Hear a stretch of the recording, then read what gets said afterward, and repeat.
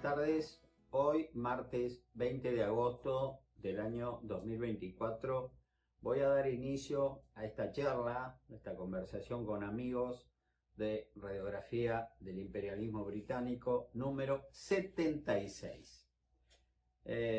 Antes de pasar al tema de hoy, que es un tema financiero, creo que va a ser el capítulo más difícil que voy a tener para explicarle, porque hay que manejar muchos números.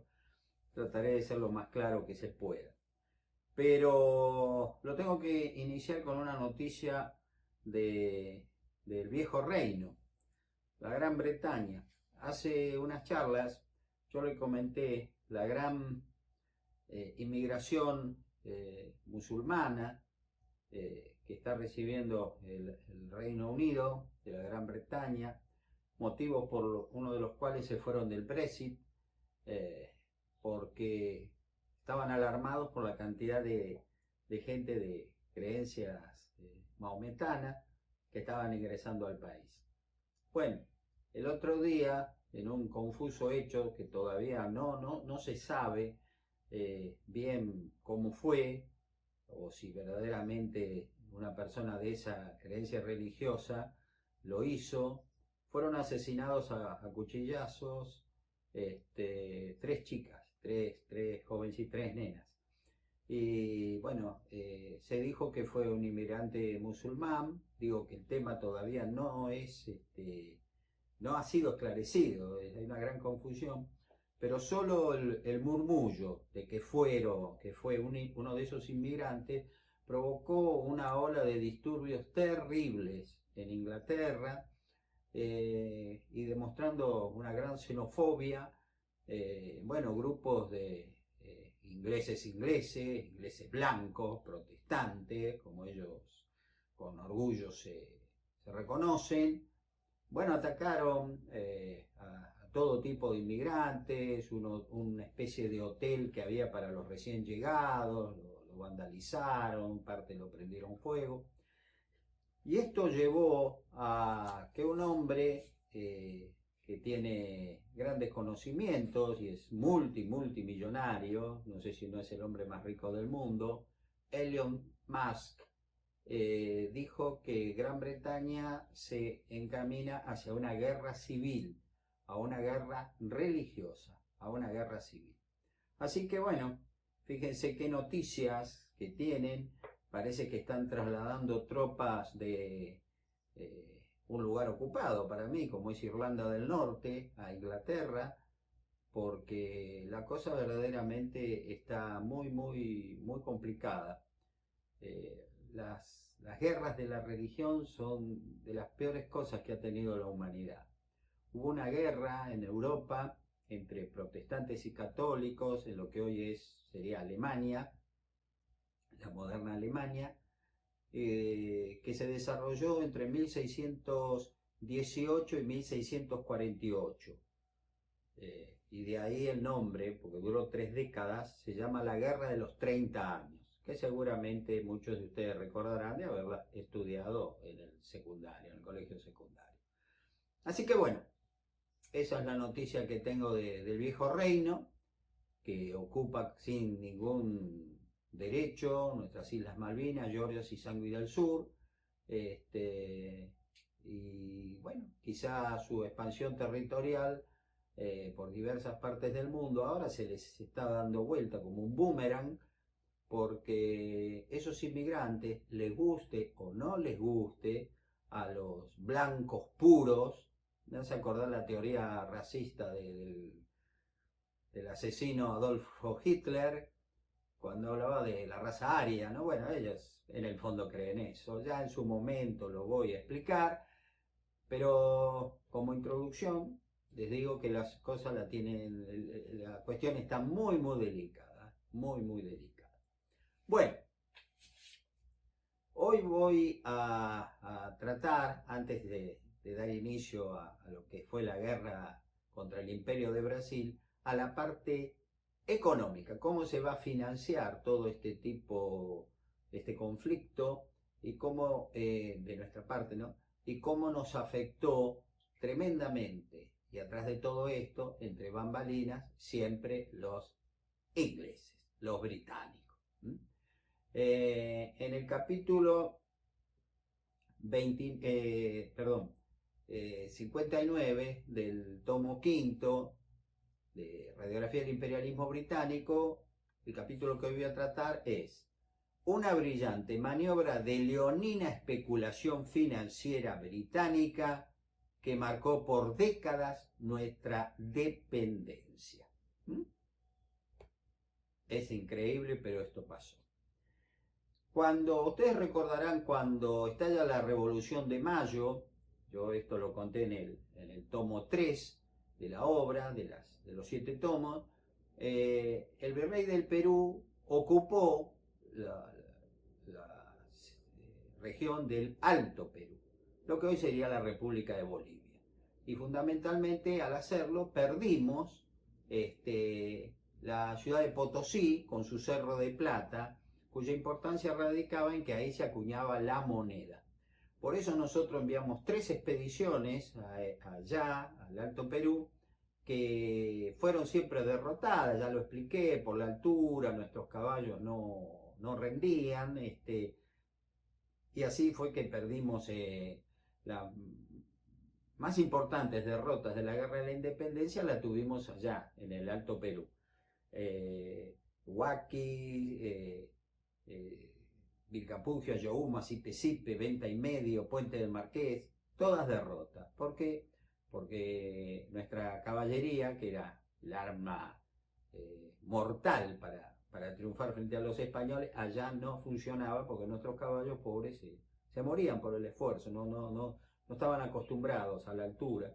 Mientras que los realistas, que tenían caballos más chiquitos, que habían nacido ahí, que eran de la zona, aguantaban, los nuestros no.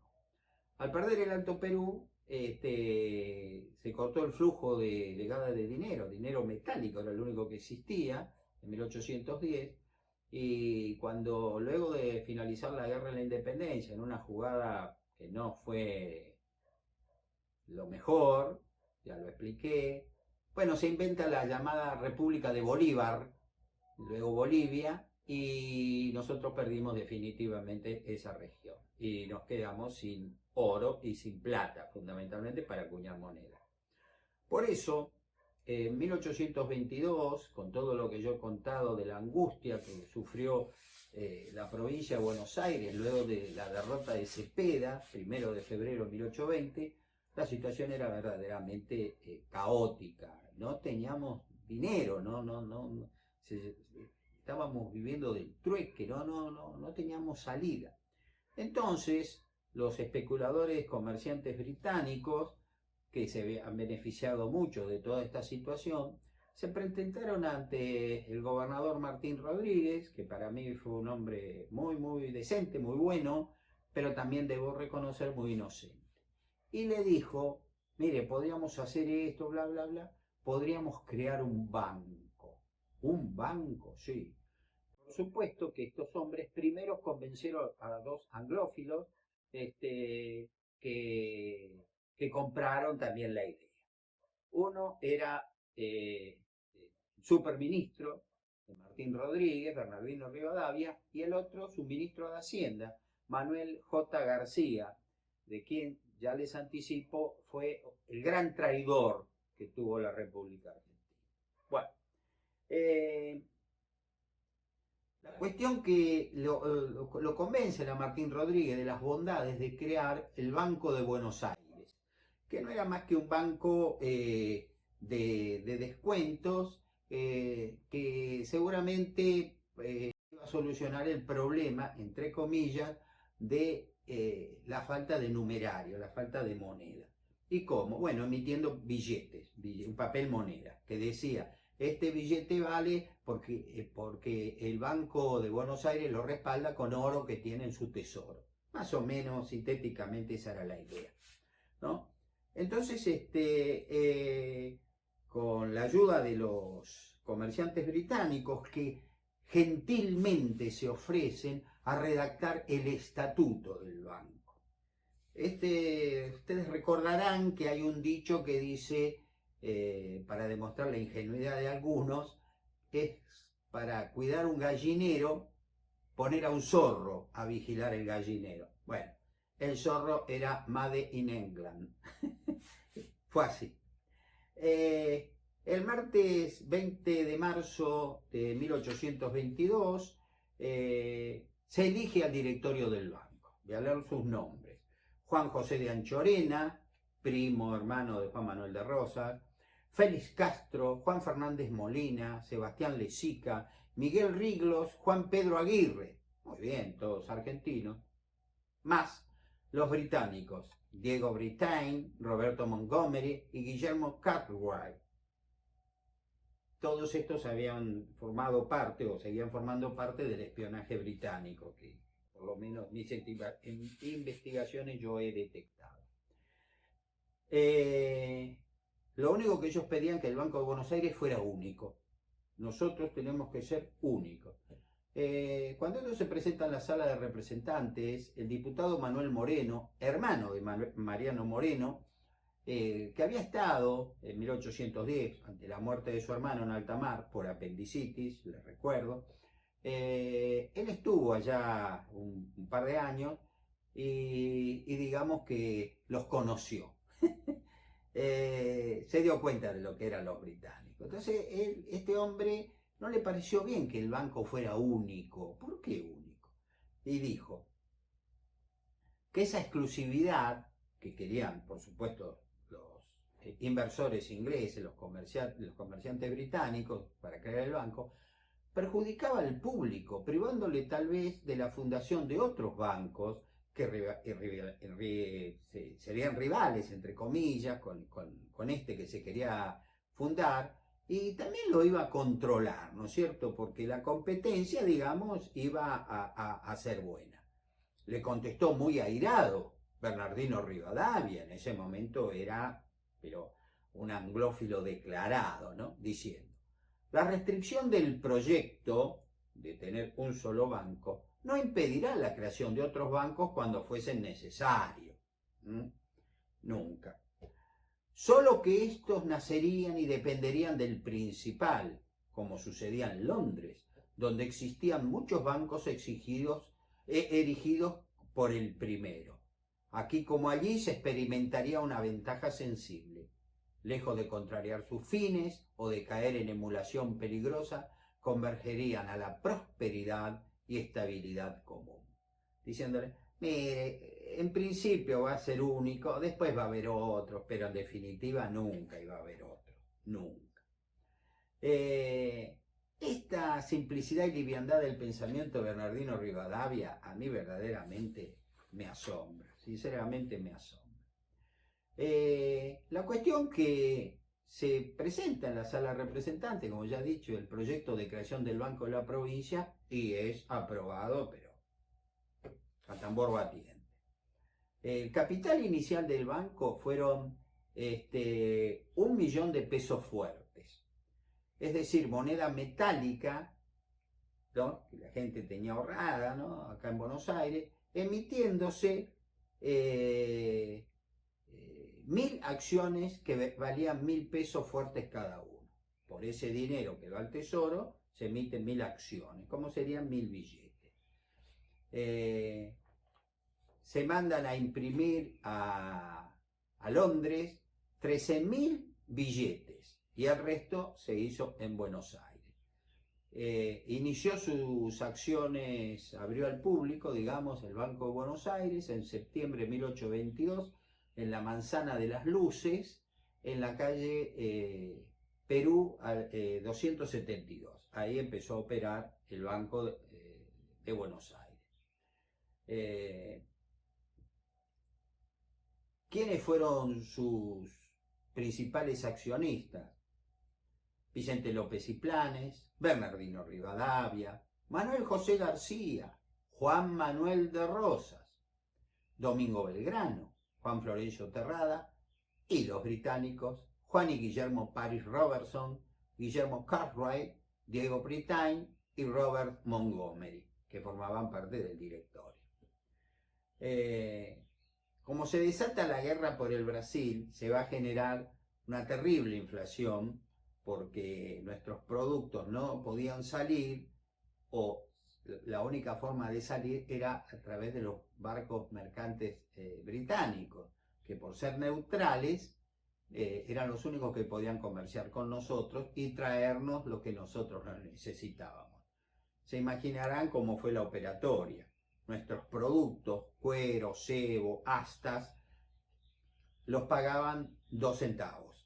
Y los productos que los británicos nos traían valían muchos pesos.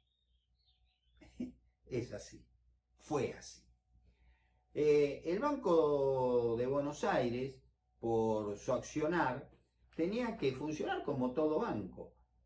Si uno tenía un dinero, en vez de tenerlo en la casa, lo depositaba en el banco le pagaba un pequeño interés por la tenencia de ese capital, y ellos a su vez lo prestaban a otros que necesitaban dinero. Pero lo más importante, la función más importante que se le dio a este banco, que con gran habilidad los británicos, los directivos británicos que hicieron su reglamento, impusieron, fue que podía emitir billetes. El banco podía emitir billetes. ¿Sí? Entonces, emitieron muchos billetes por la guerra de Brasil y empezó una inflación terrible, y este circuito que yo le dije, comprar barato y vender caro, se mantuvo durante todo el conflicto, porque les anticipo, los brasileños bloquearon el puerto de Buenos Aires. Había barcos desde Colonia del Sacramento hasta, digamos, las playas de Quilmes. Acá no pasaba nada. Hubo un almirante, no me quiero adelantar, que dijo, este bloqueo no lo va a cruzar ni un pájaro. Pero había unos pájaros que lo cruzaban todos los días, que eran los buques británicos, de guerra y mercante. Ellos, como eran neutrales, bim, bam.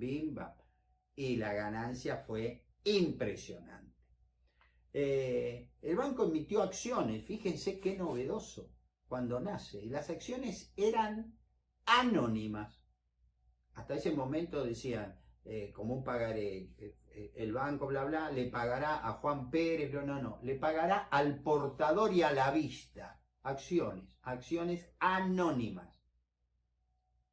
1822. ¿Saben cuándo en Gran Bretaña se permitió el uso de una entidad bancaria como la del Banco de Buenos Aires? En 1853. Más casi 30 años nosotros lo hicimos acá. ¿Por quién? Porque los británicos lo quisieron. Fuimos como una prueba de laboratorio, y la ganancia para ellos fue impresionante.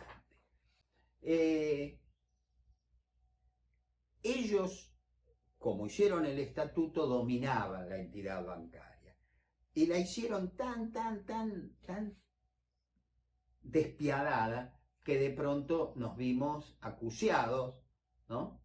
Porque la inflación era galopante, no había dinero, y entonces dijimos, bueno, tenemos que traer moneda fuerte. Y ahí van a ser el famoso empréstito de la Baring Brothers, que generalmente en la historia argentina se dice que la Baring Brothers la contrató Bernardino Rivadavia, y hasta algunos se equivocan y dicen su presidencia. Bueno, no fue Rivadavia. Se dicen cada tontera, se han dicho cada tontera en nuestra historia que va. El primero que tuvo, al que le acercan la idea, fue al gobernador Martín Rodríguez. Entonces, este presenta un proyecto en noviembre de 1822 a la Junta de Representantes, que es el Congreso de la provincia de Buenos Aires, de 2 artículos. Dice: la Junta de Representantes de la provincia de Buenos Aires, usando de la soberanía ordinaria y extraordinaria que reviste, reconoce el capital de 5 millones de pesos fuertes, 1 millón de libras esterlinas, por fondo público, bajo las garantías del libro de fondos y rentas públicas, y bajo las mismas seguridades instituye las rentas de... Bueno, no le voy a leer porque esto es muy engorroso. Por esa presentación, nosotros íbamos a contratar un préstamo por 1 millón de libras esterlinas, 5 millones de pesos fuertes. ¿Y para qué? ¿Para qué íbamos a pedir ese crédito? Primero, para saldar la deuda pública de la provincia. Es decir, vamos a matar la inflación. Segundo, vamos a construir el ansiado puerto de Buenos Aires, porque somos porteños, pero no tenemos puerto. Increíble, pero cierto.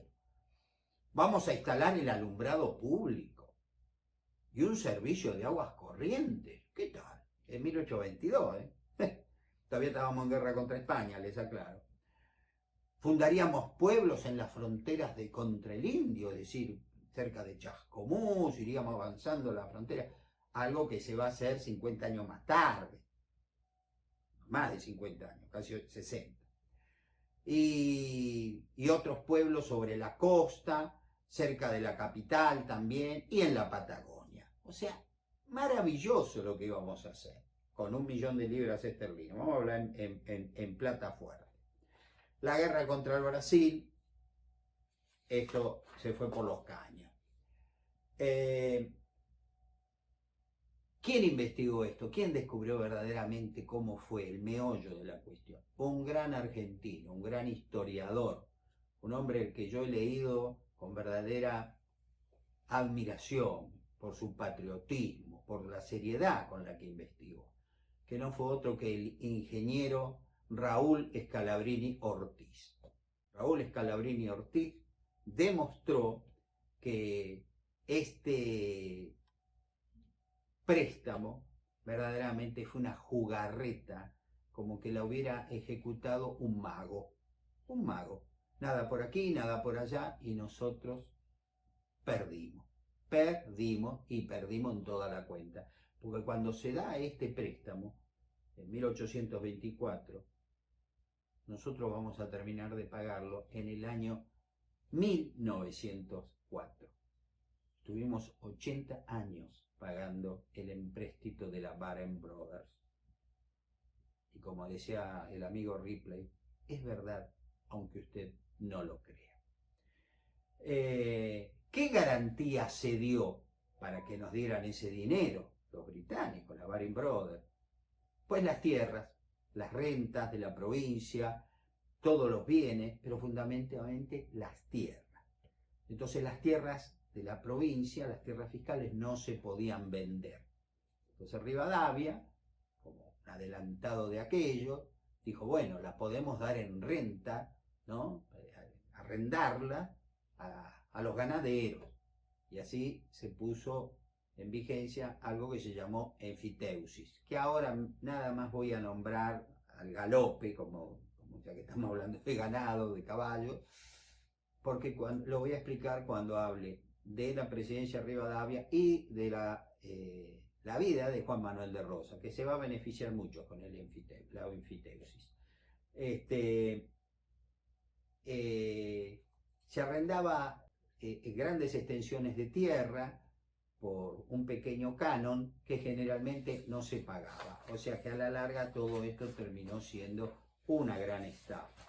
Como dijo en su momento el gran presidente argentino Nicolás Avellaneda en su obra Tierras Públicas, al prohibirse la enajenación de las tierras, o sea, el Estado no podía vender sus tierras, eran la garantía del empréstito de la Baring Brothers, se había tenido por objeto el ofrecimiento en garantía a los prestamistas. Se inmovilizó la tierra bajo el dominio del Estado para que sirviera de base al crédito público. O sea, es como que las tierras que había en ese momento al norte del río Salado quedaron como congeladas. En la práctica eran la garantía para pagarle a los británicos. Uno se pregunta, ¿era tan necesario este préstamo? Y ahí les voy a leer la inocencia del hombre que sucede a Martín Rodríguez como gobernador, que es otro militar, el general Juan Gregorio de la Cera, una gran persona, un hombre muy valiente, un hombre decente, pero un hombre inocente en materia financiera.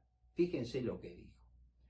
El producto del empréstito de la Baring Brothers, realizado en Londres, se ha transportado a esta plaza con ventaja y sin causar alteración en el cambio.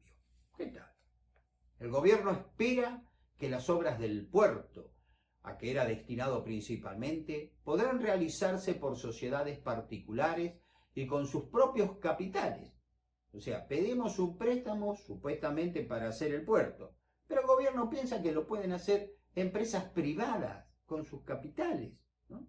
Dejando en tal caso libres aquellos fondos, los de la Baring Brothers, para destinarlo a otros objetos. Mientras tanto se entretienen productivamente y fomentan nuestra industria. El general Las Heras dijo esto.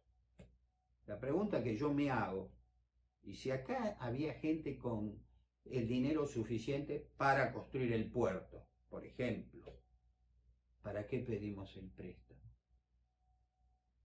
Una cosa insólita. Pero ahí está la investigación de Raúl Scalabrini Ortiz, que es fabulosa. Primero, del millón de libras esterlinas, en realidad, los comisionistas, los que consiguieron el préstamo, entre ellos varios británicos, algunos que otros argentinos, por esa comisión, ¡tac!, ellos se quedaron con 300.000 libras esterlinas. O sea que el préstamo de la Baring Brothers pasó a ser de 700.000. Por el cobro anticipado de los intereses de las anualidades, ¿no? Por los intereses que le teníamos que pagar por el tiempo fijado, se quitaron 130.000 libras esterlinas. O sea, ya bajamos a 570.000 libras esterlinas, casi la mitad. De oro constante y sonante. Ojo, les aclaro que, esto me había olvidado, no era en billete en libras esterlinas, no, oro constante y sonante. Luego hubo otras maniobras. Conclusión, mis queridos amigos, que a Buenos Aires llegaron con oro constante y sonante de 1 millón de libras esterlinas, 20.768 libras esterlinas. ¿Sí? Así de simple. Nada. Este oro eran 10.991 onzas de oro que trajeron los bergantines británicos Julia y Wobble Parr. Esta era la brillante maniobra financiera que nos indujeron los comerciantes británicos, el gobierno británico, a nuestros inocentes representantes, diputados de la provincia de Buenos Aires y al gobernador Las Heras. Y esto es esta tristeza, porque uno lo analiza, porque a mí me duele decirles esto, porque yo a Las Heras lo admiro como soldado, lo admiro como hombre valiente, pero en esto no. Creo que, como decían los griegos en alguna oportunidad, zapatero a tus zapatos. En esto no, Las Heras era un inocente.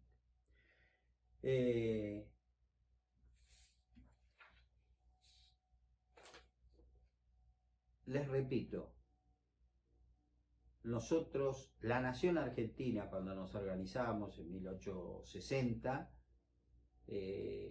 tomó el préstamo de la Baring Brothers, la responsabilidad de pagarlo, y se terminó de pagar en 1904.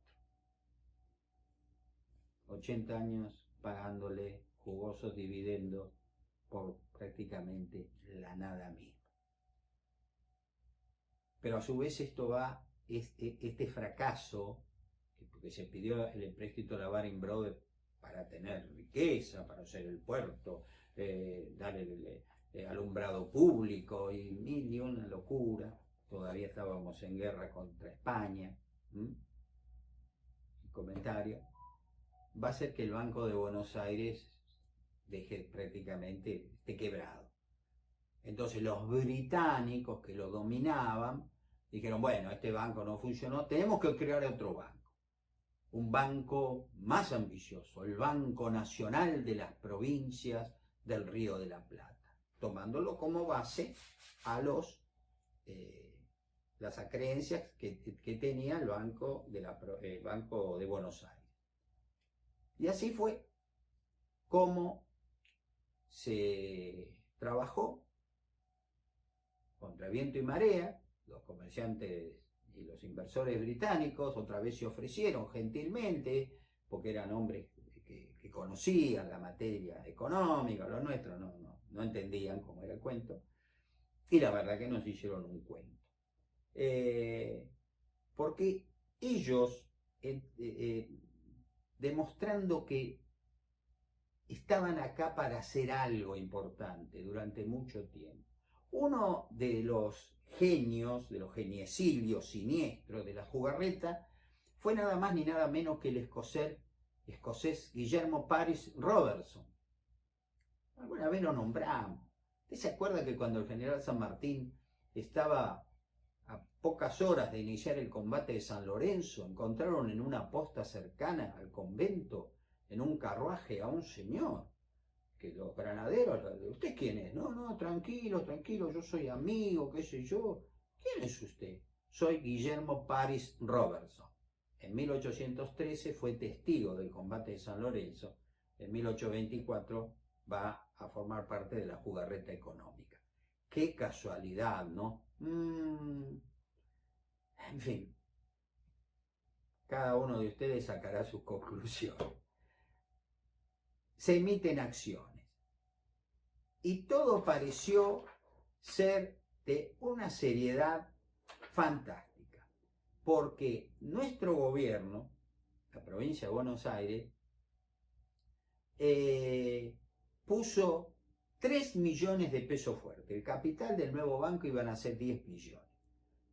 La provincia pone 3 millones de pesos fuertes. Y el resto con letras, bla, bla, pone otro millón de pesos, ¿no es cierto? De pesos fuertes, que los aportó en su mayoría lo último que quedaba del Banco de Buenos Aires. El banco sería la provincia de Buenos Aires. El resto, los 6 millones de pesos fuertes que faltaban, se hizo por medio de una suscripción, para redondear los 10 millones. 3 millones puso la provincia, 1 millón lo aportó el Banco de Buenos Aires y el resto, los otros 6 millones, por una suscripción que funcionó más o menos, porque la gente prefería tener la plata en el colchón. Empezó a desconfiar de tanta jugarreta de los británicos. No nos olvidábamos, nuestros antepasados no se olvidaron de las invasiones de 1806, 1807, y acá está pasando algo raro. Entonces, cuando el río suena, agua trae. La cuestión que se emiten las acciones y como el gobierno tiene 15.000 acciones y todos los inversores británicos tienen 4.123 acciones, si uno tiene 15.000, el otro 4.100, redondeemos, te dice, siempre vamos a dominarlo nosotros. Pues no fue así, porque hubo un artículo, el 17, que es largo de explicar, y yo sé que quizás alguno de ustedes a esta altura ya está un poco confundido, como lo estoy yo. No era una acción, un voto, era, artículo 17, por 1 y 2 acciones, un voto. Desde 2 acciones hasta 10, un voto por cada 2. Desde 10 hasta 30, un voto por cada 4. Y bueno, una galimatías impresionante por las cuales la provincia de Buenos Aires, pese a tener 15.000 acciones, no dominaba el banco.